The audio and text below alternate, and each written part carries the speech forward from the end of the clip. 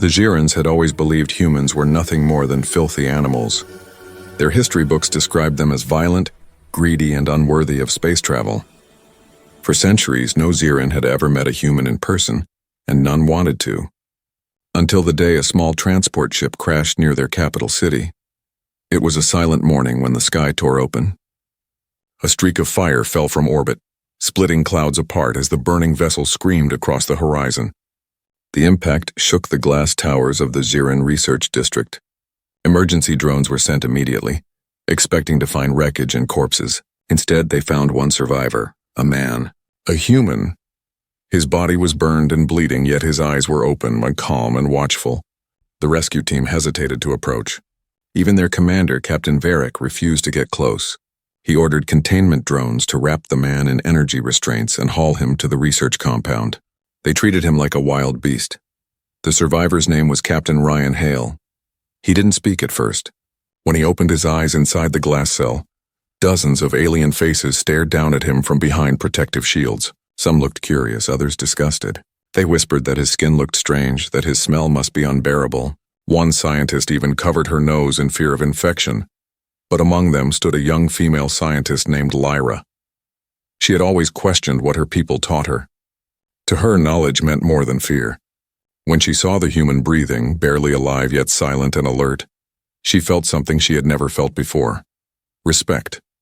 Do not go near it, her supervisor warned. It's dangerous. Humans bite, they attack without reason. Lyra ignored him. She stepped closer to the transparent wall, studying the strange creature inside. Ryan didn't move. He just watched her, eyes calm, steady, unreadable. His gaze was not of an animal. It was of a soldier, tired but proud. In the control room, monitors displayed his vital signs. The other scientists argued. Some wanted to sedate him permanently. Others wanted to dissect him for study. The Xirans had always seen humans as lesser life forms, but Lyra disagreed. There's intelligence in his eyes, she said softly.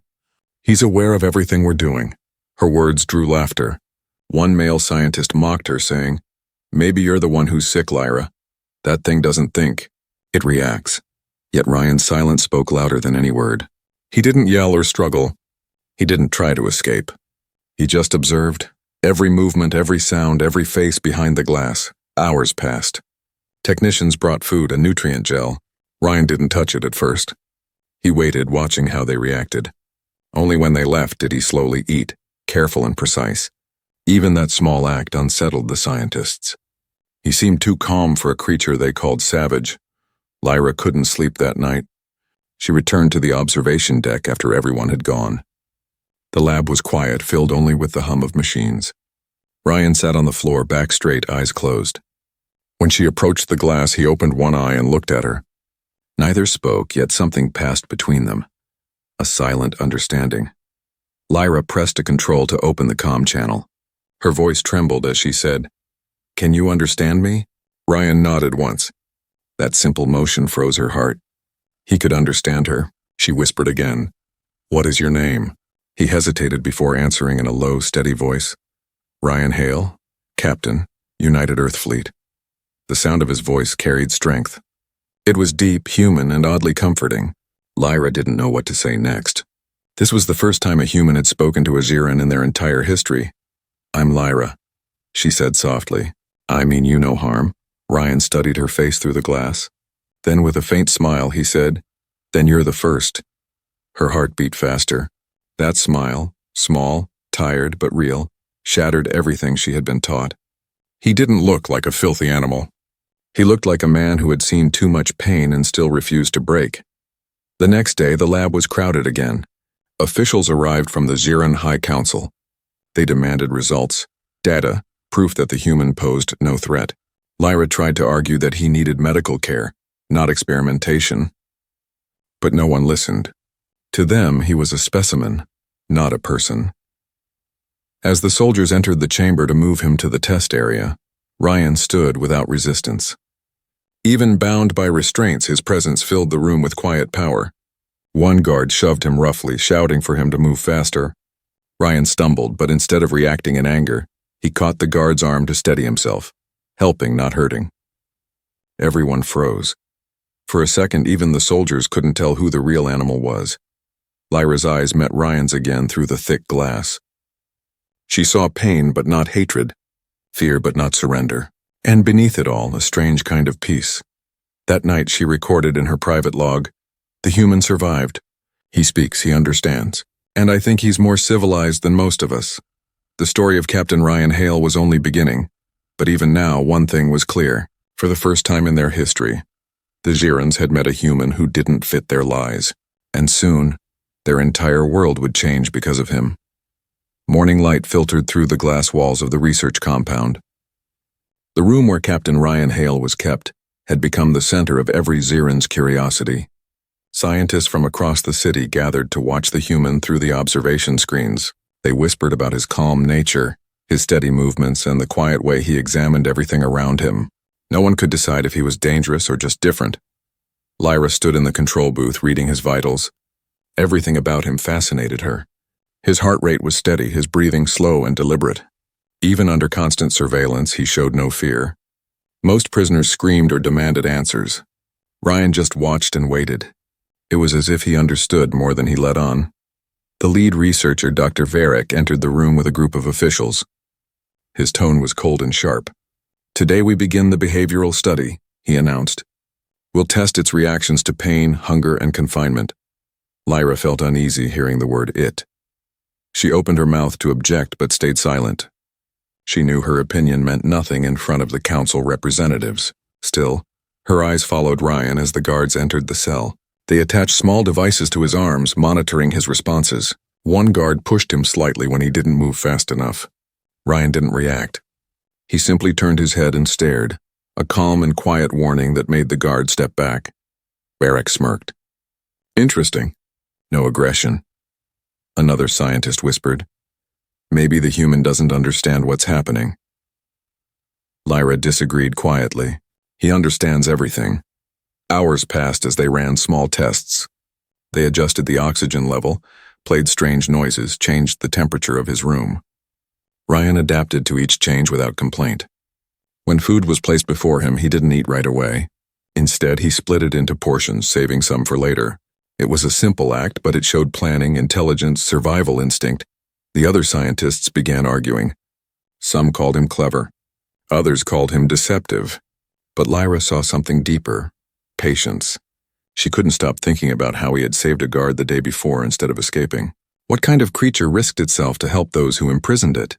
Late in the evening, the power flickered. Alarms echoed through the compound. One of the energy cells overloaded, sending sparks through the corridors. A young technician near Ryan's chamber panicked. The containment wall dropped for a few seconds. The guard screamed as a burst of electricity struck the floor near him. The crowd watching through the glass shouted in fear. Ryan could have run. The path was open. Instead, he grabbed the injured guard by the collar and pulled him out of the smoke.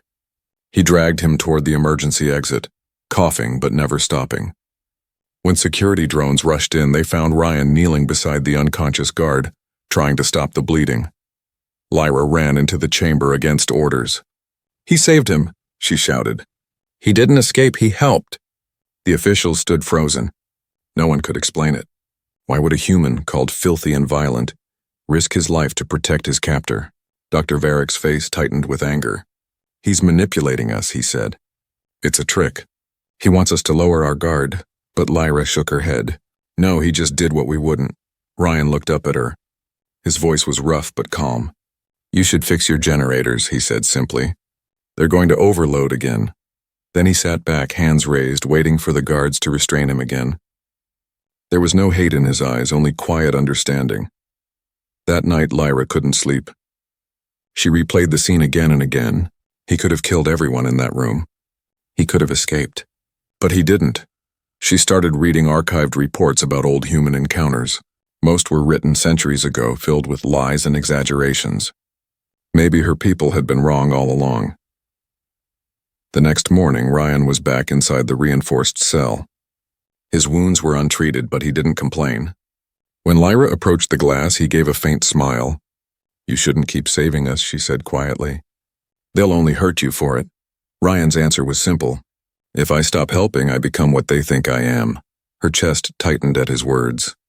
It was the first time she truly saw the difference between him and the ones who called themselves civilized. The human didn't need to prove his worth through violence.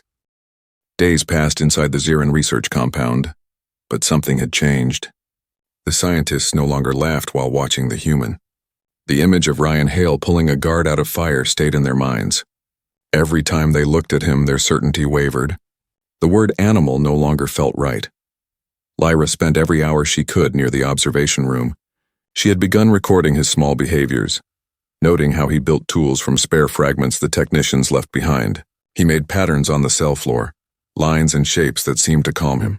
Sometimes he hummed, a low tune that echoed through the chamber and reminded her of wind moving through ancient caverns.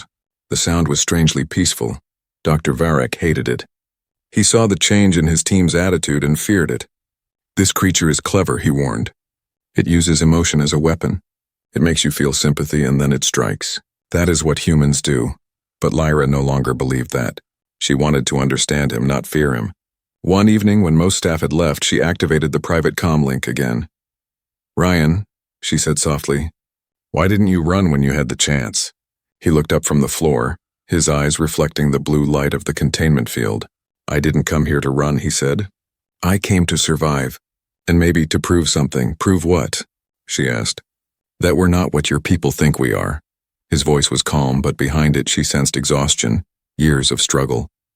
Lyra hesitated before asking, "Do you hate us?" Ryan shook his head. "No, hate's a heavy thing to carry. I've seen what it does. I'd rather not feel it again." Her breath caught at his words. She had lived her entire life hearing that humans were monsters, yet this one spoke with more grace than most leaders she had ever met. The next day, rumors spread across the compound.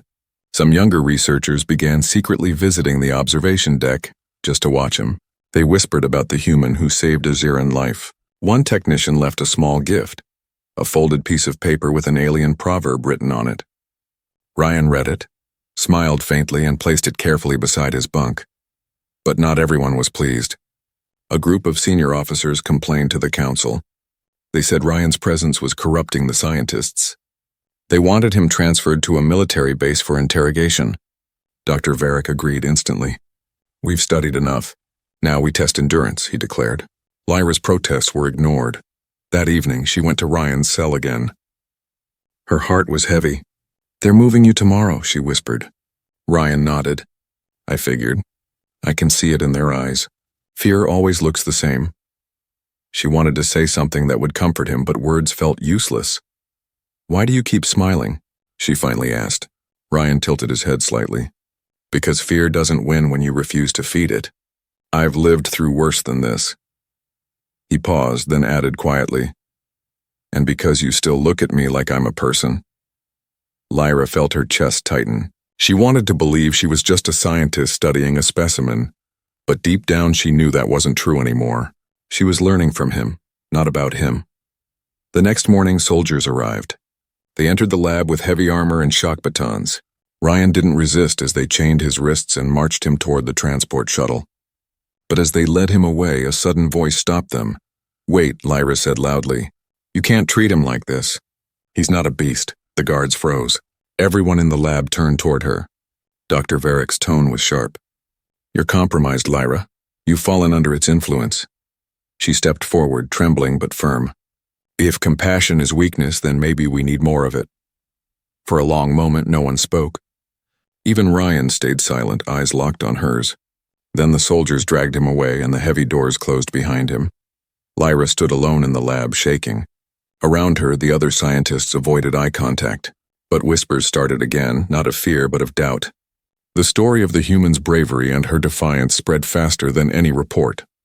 That night, in her quarters, Lyra opened her personal log and recorded a message. "They say humans are violent and cruel. But I saw a man choose mercy over revenge, patience over fear. Maybe the real beasts are the ones who can't see past their own pride." Far away, in the transport ship heading toward the military base, Ryan sat in silence, staring out at the stars. He knew what awaited him: pain, tests, maybe death. But he also knew that one alien now saw the truth, and that was enough to keep fighting. The military transport descended through thick gray clouds toward the Zirin defense base. Ryan sat quietly between two armored guards, his wrists still bound by glowing restraints. The air inside the ship smelled of metal and ozone. No one spoke. The soldiers avoided his eyes as if looking at him might make them doubt the things they had been taught. When the doors opened, bright floodlights blinded him. A line of officers waited outside. Among them stood Commander Talvin, known for his cruelty toward prisoners. His scaled skin shimmered in the light as he gave a cold smile. "So this is the filthy animal that confuses our scientists," he said. "We'll see how long its calm lasts." Ryan was taken into a steel room filled with strange equipment. Cameras watched from every angle. Technicians adjusted controls while Talvin gave orders. The first test began immediately.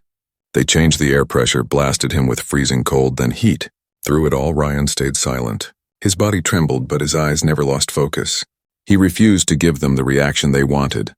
When they increased the voltage on his restraints, a spark burned across his arm. The pain was sharp, but he gritted his teeth and stared back at the commander. "You can stop this," Talvin said. "Tell us how your kind survives without advanced implants. Tell us why humans are so resistant." Ryan's voice was calm. "Because we learn to stand up every time we fall." The commander growled in frustration. "You think you're brave. You're just stubborn." Ryan met his gaze. "Sometimes that's all it takes." Outside the lab, Lyra watched the feed from a hidden terminal. She had risked her job sneaking into the military network. What she saw made her chest tighten. The man who had saved a guard's life was now being tortured like a beast. She clenched her fists, whispering to herself, "Hold on, Ryan." Hours later, a loud alarm echoed across the base. Something had gone wrong with the power grid. The same reactor system that had flickered in the lab days ago was overloading again, but this time there was no containment field strong enough to stop it. Sparks shot through the corridors. Sirens blared. Smoke rolled through the air vents. Soldiers panicked. In his cell, Ryan smelled burning wires before anyone else noticed. The guards tried to drag him toward the exit, but a blast threw them to the ground. The ceiling cracked, fire spreading through the walls. Without thinking, Ryan pulled the nearest soldier free and carried him toward the door. Flames licked his back, but he didn't stop. Every muscle screamed, yet he pushed forward. Outside the prison wing, chaos erupted. Aliens ran in every direction, shouting commands, searching for safety. Ryan saw a group of young technicians trapped under debris. He ran to them, lifting fallen metal panels with shaking hands. One of the girls screamed when she saw him, her eyes full of fear. But instead of attacking, he spoke softly, "It's all right. I've got you." He carried her out, coughing from the smoke. Other soldiers saw him helping their people and froze. The human they had called a monster was saving lives while their own commander fled the burning hall. For a moment, no one knew what to believe anymore. Lyra arrived moments later on a transport drone. She had followed the emergency signal and landed near the wrecked building. When she saw Ryan emerging from the smoke with a wounded Xiran in his arms, her eyes widened. His uniform was torn, his skin burned, but he still moved with steady purpose. She ran toward him. "You're alive," she said, her voice shaking. Ryan handed the soldier to her and nodded. "Not for long if this place goes up." Another explosion rocked the ground. The reactor core was collapsing. Lyra turned toward the evacuation route, but Ryan stopped her. "Go," he said. "You have to warn them to cut the main conduit. If they don't, the city's next." She looked at him in disbelief. "You'll die," he gave a tired smile. "Maybe, but someone has to stop it." Before she could argue, he turned back toward the smoke-filled corridor. Flames reflected in his eyes like molten gold. He disappeared inside the collapsing building while Lyra shouted his name. Minutes later, the fire dimmed. Emergency drones extinguished the last sparks. And then from the blackened doorway, Ryan emerged again, staggering but alive. He had manually shut down the power core, saving the entire base from destruction. The soldiers who once called him filthy now watched in silence. None could meet his gaze. Lyra ran to him, helping him stand. "You saved them all," she whispered. Ryan's answer was quiet. Someone had to remind them what humanity means. As rescue drones lifted him away, cameras captured the moment, the bloodied human, standing tall amid ruins. Within hours, the image spread across Xiran networks. The story of the beast who saved his captors became impossible to ignore. And for the first time in history, the people of Xiran began to wonder who the real animals were. News of the humans' heroism spread across the Xiran world faster than anyone expected. The image of Ryan Hale carrying wounded soldiers through flames played on every broadcast network. Some called him a savior, others a clever manipulator. But no one could ignore what they had seen. Inside the Xiran High Council chamber, tension filled the air. The great hall made of crystal and steel shimmered under the light of a dozen moons. Councilors sat in a circular formation, each representing a region of the planet. Their eyes glowed faintly with authority and suspicion. In the center stood Lyra, trembling but determined. She had been summoned to testify. Before her, holograms showed the humans' actions during the fire. The footage of Ryan risking his life for aliens repeated again and again. Every time the image played, murmurs rose through the hall. Some counselors whispered that it was impossible for a human to act selflessly. Others remained silent, watching closely. Counselor Myrak, the eldest of them all, leaned forward. "Lyra," he said, his voice deep and heavy, "explain to us why this creature risked its life for ours. Was it calculation or something else?" Lyra took a breath. "It was compassion," she said. "He saved lives without expecting anything. Even when he was beaten, restrained, and called a beast, he still chose to help." A few counselors exchanged doubtful looks. One sneered, "Compassion? Humans destroyed their own world through greed. Why should we believe this one is different?" Lyra met his eyes. "Because I saw it. He acted when all of us hesitated. He didn't ask if we were worth saving. He just did it." Silence followed her words. The counselors glanced at each other, uncertain. Myrak nodded slowly. "Then we must hear from the human himself." 2 guards entered the chamber, escorting Ryan Hale. His uniform was scorched, his skin bandaged, but he walked upright, head high. The room went quiet. Every pair of eyes watched him, the so-called filthy animal standing before their highest rulers. Ryan looked around calmly. The weight of centuries of hatred hung in the air, yet he showed no anger, only a quiet strength. Counselor Myrak spoke again. "Captain Hale, you stand accused of disrupting order, spreading false compassion, and contaminating the minds of our citizens. Do you have anything to say in your defense?" Ryan looked up at the glowing council ring. "I didn't come here to defend myself," he said. "I came because I crashed here by accident. Everything I did after that was because it was right, right?" Another counselor echoed mockingly. "You killed none of your captors. You disobeyed none of our orders. Are you trying to make us look weak?" Ryan's voice stayed calm. "You don't need my help to look weak. Fear already does that for you." The words hit the chamber like a silent explosion. Some counselors gasped. Others shouted. Myrak raised his hand to silence them. "You dare insult the Council of Xiran?" Ryan looked directly at him. "I'm not insulting you. I'm telling you the truth. You call my people filthy because it makes you feel clean, but dirt doesn't care who throws it. It sticks to everyone." The hall went silent again. Even Lyra couldn't breathe for a moment. The human's words carried a strange weight. Not anger, but honesty.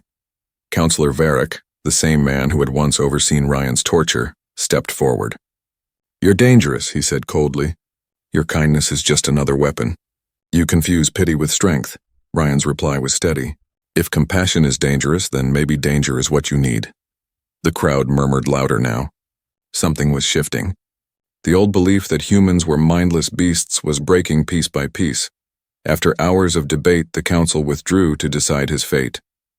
Outside the chamber, soldiers whispered. Some called him a hero, others still saw him as a threat. Lyra waited in the hallway, heart pounding. She knew what was coming. Finally, the doors opened. The council emerged, their faces cold and unreadable. Myrak announced the verdict. "The human will be executed at dawn. His actions, though brave, threaten the stability of our people. His death will preserve peace." The room erupted in shock. Lyra stepped forward, shouting, "You can't do this!" "You saw what he did. You saw who he is," but the guards already moved toward Ryan. He didn't resist. He simply turned to Lyra and said quietly, "It's all right. Truth doesn't die when you kill the one who speaks it." As he was led away, Lyra's heart broke. The crowd outside the chamber began to stir. Thousands of citizens who had seen the same images, who had watched the same broadcasts. They shouted his name, demanding justice. The council didn't realize it yet, but by trying to silence him, they had done the opposite. By condemning him, they had turned him into a symbol, and across the planet, Whispers began to grow into something unstoppable. The human had become a legend. The announcement of Ryan Hale's execution spread like a shockwave through the entire planet. By nightfall, every Ziran city was buzzing with unrest. Screens across the world replayed his trial, his calm words, and the moment he was led away in chains. The people couldn't stop talking about the human who saved their soldiers and spoke without fear. In the lower districts, small groups gathered, whispering his name. Some painted his image on walls. Others carried digital signs that read, "Who is the real animal now?" For the first time in centuries, the Ziran government was facing doubt from its own people. Inside a dim holding cell, Ryan sat quietly. The metal walls around him were cold, humming with the sound of electric current. He knew his time was running out, but there was no fear in his eyes. Only thought. He traced a small mark on the floor with his finger, a habit he'd picked up during long missions back on Earth. It was his way of thinking, of focusing. A soft click broke the silence. The door slid open and Lyra stepped inside, her face hidden under a dark cloak. Her eyes were red from sleepless nights. "Ryan," she whispered, "I can't let them do this." He looked up, surprised but calm. "You shouldn't be here." "If they catch you, I don't care," she cut in. "You changed everything. People are marching in the streets. Soldiers are questioning their orders. The council is scared.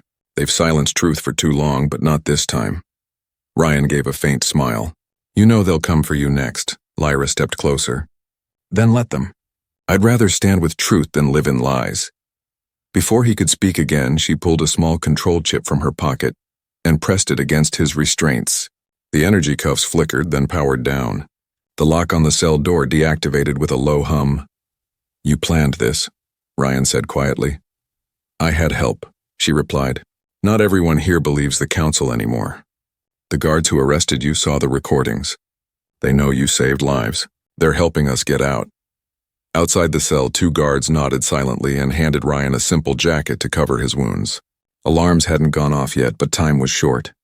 They moved quickly through the back corridors of the detention complex, avoiding cameras and drones. As they passed through an old maintenance tunnel, Ryan noticed walls covered with graffiti. Words like freedom and truth glowed faintly under ultraviolet lights. "They're waking up," he murmured. Lyra nodded. "Because of you." When they emerged from the tunnel, a dark transport ship waited. Its pilot, a young Ziran soldier, saluted Ryan. "You're the reason my brother's alive," he said. "Let's get you both out of here." The ship took off into the night sky. Below them, the capital burned with unrest. Protesters filled the plazas, chanting for justice. The council's soldiers tried to contain them, but the movement was too large, too fast. The truth had spread beyond control. Ryan watched from the viewport, his face unreadable. "You said the people are marching," he said softly. "That's good. But it's not enough. They need to see what their leaders are hiding." Lyra frowned. "What do you mean?" He turned toward her. "When I was being moved between facilities, I saw sealed data archives in their central lab. Your government has records of everything. They knew humans weren't beasts. They covered it up." Lyra's eyes widened. "If we expose that, the council won't survive." Ryan nodded. "Then that's what we'll do." They landed near the edge of the old research sector, the same place where Ryan had first been imprisoned. Together they broke into the archives. The air was thick with dust and static energy. Inside, they found files dating back centuries. Documents showing early human contact, treaties, trade, and peace agreements that were later erased. The Zirans had rewritten history to make humans look like monsters. Lyra stared at the screen, speechless. "They lied to all of us," she whispered. Ryan placed a hand on her shoulder. "Now the galaxy will know." He started transmitting the files to every open network. Within minutes, screens across the planet flickered with the forbidden data, footage of humans and Zirans working together long ago, played side by side with the lies the government had told.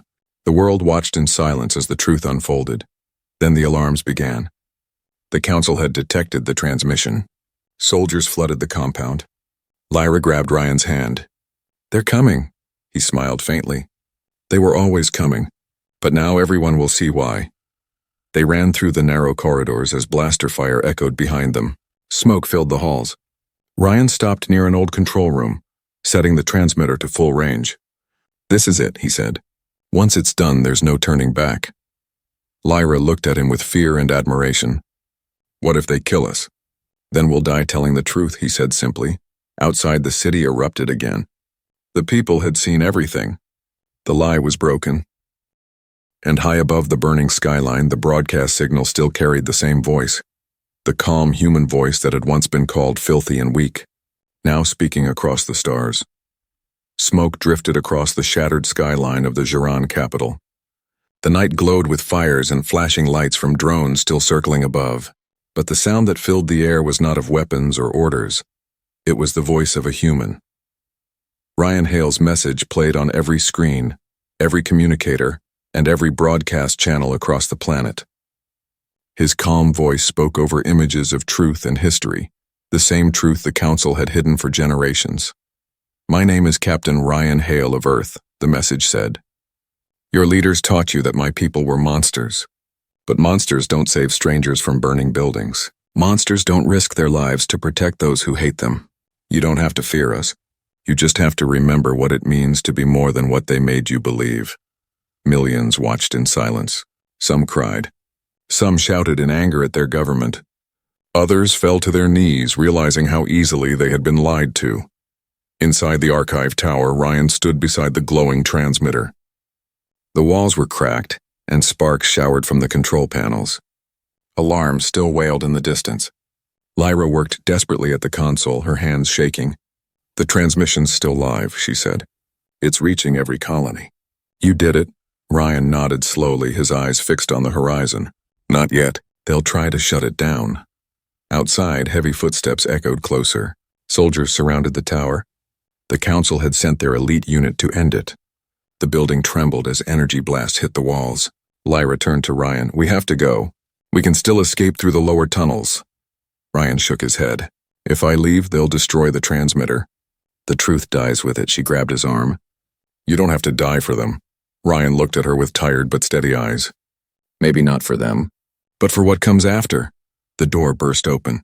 Dozens of armed soldiers stormed in, their weapons glowing. Lyra stepped in front of Ryan, shielding him. "Stop," she shouted.